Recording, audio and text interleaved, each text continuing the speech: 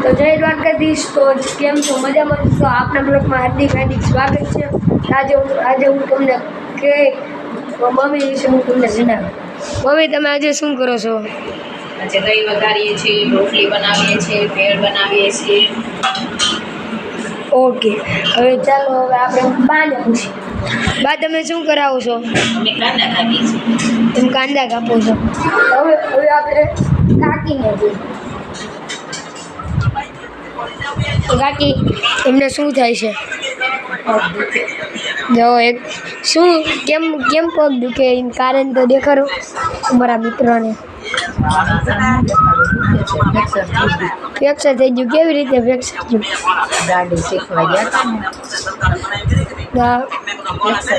Fracture ગાડી પહેરી. તમારું ભાઈ, તમે શું કરો છો?